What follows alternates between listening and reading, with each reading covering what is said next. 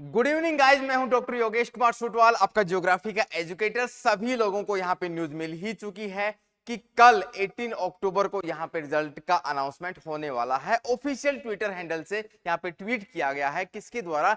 NTA के द्वारा। तो सभी को पता है ये चीजें होने वाली हैं। तो यही डिस्कशन सभी के दिमाग में भी चल रहा है। सब्जेक्ट स्पेसिफिक भी, जो भी सब्जेक्ट है आपका, ज्योग्राफी या फिर दूसरे सब्जेक्ट से रिलेटेड, सबके दिमाग में कोई ना कोई क्वेश्चंस यहाँ पे हैं। तो उन्हीं कुछ डाउट्स को यहाँ पे सोल्व करने के लिए या फिर डिस्कस करने के लिए मैं हाजिर हुआ हूँ। इन ब्रीफ में बहुत ही शॉर्ट में अपन बातें करेंगे कि भाई आपका नॉर्मलाइजेशन है वो होगा कि नहीं होगा। स्पेशली ज्योग्राफी सब्जेक्ट की मैं बात करने वाला हूँ। साथ ही साथ पीएचडी की कट ऑफ क्या रहने वाली है या फिर नहीं रहने वाली है, किस हिसाब से वो डिसाइड कर सकते हैं, अभी कुछ पता नहीं है, पहली बार ऐसा होने जा रहा है। ठीक है। और एक्सपेक्टेड कट ऑफ तो मैं ऑलरेडी बता ही चुका हूं आपको, नेट और जीआरएफ की, वो भी एक बार के लिए अपन डिस्कस करेंगे। तो सभी मुद्दों पर अपन बात करने के लिए अपन हाजिर हैं। तो सबसे पहले आप देख सकते हैं, ये मेरा ब्रीफ में इंट्रोडक्शन है। सभी लोग जानते हैं मैं नॉटिकल साइंसेज से ग्रेजुएट हूं, मुंबई यूनिवर्सिटी से। पीएचडी मेरा सबमिट हो चुका है। नेट और जीआरएफ दोनों एग्जाम क्वालिफाइड हैं, सीएसआईआर एंड नेट का एग्जाम भी।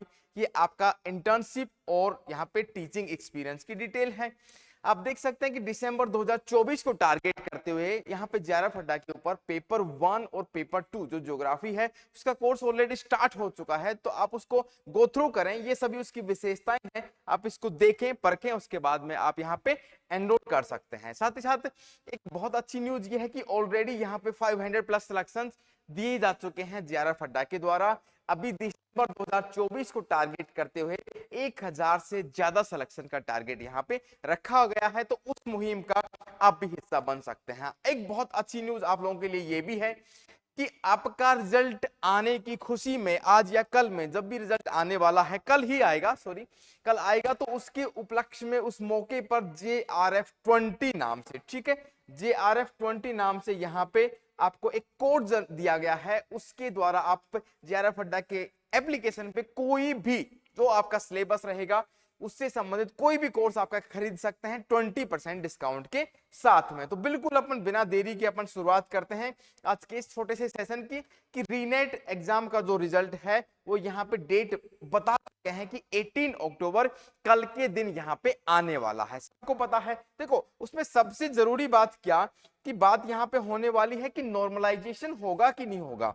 अगर मैं सब्जेक्ट स्पेसिफिक बात करूं या फिर किसी भी सब्जेक्ट की अपन बात करें तो उसमें क्या होगा कि नॉर्मलाइजेशन अगर एक से प्लस शिफ्ट अगर होती है, एक से ज्यादा अगर शिफ्ट होती है किसी भी सब्जेक्ट में, किसी भी एग्जाम में आज तक के इतिहास में, तो वहां पे नॉर्मलाइजेशन की प्रक्रिया अपनाई जाती है। नॉर्मलाइजेशन की प्रक्रिया आपकी अपनाई जाती है। क्योंकि देखो सेम पेपर तो हो नहीं सकता, दोनों पेपर ही आए होंगे, उन पेपर का लेवल कुछ हद तक ऊपर नीचे होगा या फिर ज्यादा ऊपर नीचे होता है, तो उसको मैनेज करने के लिए नॉर्मलाइजेशन की प्रक्रिया आपकी अपनाई जाती है। जैसे मैं ज्योग्राफी सब्जेक्ट की बात करूं तो ज्योग्राफी जो आपका पेपर था वो भी आपका वैसे तो एक शिफ्ट में ही हुआ था, एक शिफ्ट में हुआ था, लेकिन आपका एक कहीं कोई सेंटर पे रिजल्ट जो आपका पेपर था वो रद्द होने के कारण फिर से आपका 4 सितंबर को पेपर रखा गया था। तो इस प्रकार से देख सकते हैं कि दो पेपर हो गए। तो उन शिफ्ट वालों का पेपर का लेवल कैसा रहा या फिर इस शिफ्ट में कोई डिफरेंस है, कोई जरूरी नहीं है। लगभग अगर उनको लगता है, जो एक्सपर्ट टीम रहेगी ज्योग्राफी से संबंधित, उनको लगता है कि लगभग लेवल सेम है तो नहीं भी करें, लेकिन चांसेस ज्यादा ये होते हैं कि बाद में कोई क्लेम नहीं करे। उसके लिए यहाँ पे दो अगर शिफ्ट होती हैं, अगर शिफ्ट यहाँ पे दो होती हैं तो नॉर्मलाइजेशन की प्रक्रिया होती ही होती है। जैसे मैं हिस्ट्री सब्जेक्ट की बात करूं तो उसमें दो पेपर हुए थे, दो शिफ्ट में पेपर हुए थे, तो वहां पे नॉर्मलाइजेशन आपका होना ही होना है। दूसरा आपका यहाँ पे मुद्दा यह है कि पीएचडी की कट ऑफ क्या रहने वाली है। तो आप देख सकते हैं कि जेआरएफ की कट ऑफ और नेट की कट ऑफ, ये तो आप देख ही सकते हैं कि ये तो अलग अलग प्रकार से होती है। जेआरएफ की हायर जाती है, ये थोड़ी सी लोअर रहती है, ठीक है, ये आपका हाई रहती है, ठीक है। अब उसके बाद में एक तीसरी कैटेगरी पीएचडी की इसी साल इंट्रोड्यूस की गई है इसी सेशन में। तो अब देख सकते हैं कि देखो इसकी कोई कट ऑफ तो ऐसा रहने वाली नहीं है कि इससे ज्यादा होगा तो आपका पीएचडी में एडमिशन हो जाएगा। ये सिर्फ और सिर्फ एक स्कोर कार्ड है, मैंने पहले भी बताया है, ये सिर्फ और सिर्फ स्कोर कार्ड यूज होएगा। जो लोग जेआरएफ क्वालिफाइड हैं उनको पीएचडी में प्रेफरेंस दिया जाएगा, नो डाउट, ऑब्वियस सी बात है। जो लोग नेट के लिए क्वालिफाई हुए हैं उनको भी आपको प्रेफरेंस दिया जाएगा, जेआरएफ के बाद में दिया जाएगा। लेकिन पीएचडी के लिए एक मिनिमम मार्क्स का क्राइटेरिया, देखो मैंने एक वर्ड यूज किया है, मिनिमम मार्क्स, ठीक है। मिनिमम मार्क्स को आप कट ऑफ भी बोल सकते हैं, लेकिन मिनिमम मार्क्स, माना कि मैं ज्योग्राफी की बात करूं तो 160 अगर बोले, मैं एक एग्जांपल के लिए बता रहा हूं, एग्जांपल के लिए 160 मार्क्स से अगर किसी के कम है तो उनको पीएचडी में एडमिशन लेने के लिए फॉर्म नहीं फिल करने दिया जाए। ऐसा हो सकता है, ऐसा मेरा अनुमान है कि एक मिनिमम मार्क्स रख देंगे ताकि उससे कम में कहीं पे एडमिशन नहीं हो, या फिर 150 रख दिया, 140 रख दिया, तो एक मिनिमम मार्क्स का कंसेप्ट यहां पे जरूर एनटीए करने वाला है पीएचडी की कैटेगरी के लिए। तो थर्ड कैटेगरी है, ठीक है। आगे बढ़ते हैं। अब रिजल्ट परसेंटेज में आएगा या फिर परसेंटाइल में? देखो परसेंटेज वाला जो कंसेप्ट था वो अभी पुराना हो चुका है, ठीक है। तो अभी प्रचलन में है, यूजीसी ने जिसको फॉलो किया है परसेंटाइल। जो टॉपर होता है उसके मार्क्स 100 मान लिए जाते हैं, बाकी स्टूडेंट के मार्क्स आपका 99 परसेंटाइल, आपका 98 परसेंटाइल, 97 परसेंटाइल, ठीक है। उसके आधार पे उसकी प्रतिशत निकाला जाता है, परसेंटेज निकाला जाता है टॉपर का, ठीक है। कोई भी टॉपर स्टूडेंट रहेगा, फर्स्ट रैंकर रहेगा, उसके आधार पे यहाँ पे परसेंटाइल निकाला जाता है, परसेंटेज निकाली जाती है, जो भी परसेंटेज आपका होता है। तो यही आपका रहने वाला है परसेंटाइल बेसिस, ठीक है। एक्सपेक्टेड कट ऑफ मैं बता चुका हूं, बार बार बताने की नीड नहीं है, लेकिन फिर भी यहाँ पे एक मार्क है, हमारा अनुमान है कि 195 मार्क है आपका जेआरएफ के लिए जनरल कैटेगरी से, ठीक है, अनरिजर्व कैटेगरी के। साथ ही साथ अगर मैं बोलूं इसका 190 जो मार्क्स हैं आपका ओबीसी या फिर जनरल कैटेगरी के, अपन बोल सकते हैं ये मार्क्स रहेंगे जेआरएफ के लिए। ये जेआरएफ के लिए है, नेट के लिए इससे काफी थोड़ा कम हो जाएगा, 195 की जगह 180 के आसपास आपका नेट का ये स्कोर हो सकता है। तो ये मैं पहले भी बता चुका हूं ऑलरेडी, आपको बार बार बताने की नीड नहीं है। दूसरा क्वेश्चन अब आता है कि अब आगे क्या, कल के बाद में अब आगे क्या होने वाला है, ठीक है।